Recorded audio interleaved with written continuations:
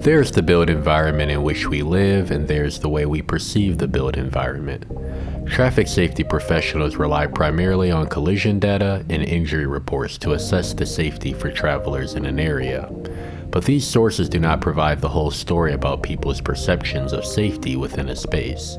I recall a number of times, really tragically, that people have been hit by cars walking their children home from school. Just this year, we lost, I think, 2 mothers who were in a crosswalk next to the school where they were picking up their kids. And when you think about the impact of any collision, but specifically a fatal collision between a car and a pedestrian, right? Someone walking, it's not just a number. So when you think about typical data sources in traffic safety, I think one of the mistakes that we've used is we've valued quantitative data over qualitative data.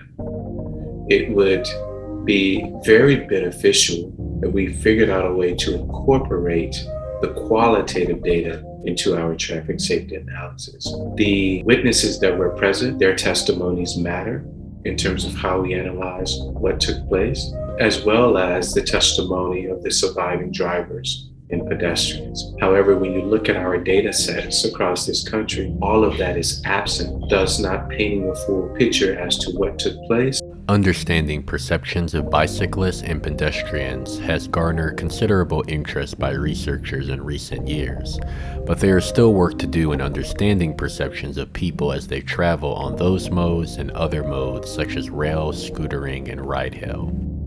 I think of children and parents who have a fear of walking in their community because of things like gang violence or gang recruitment. Even just the perception of that safety is another piece that keep people from walking and biking. And some of that has to do with just perceptions and not reality, but still needs to be considered in terms of how people feel safe just existing in public spaces. I know another key piece, especially for myself, is do I feel safe navigating this space alone as a woman? Do I feel like I can easily have an out if I feel unsafe all of a sudden?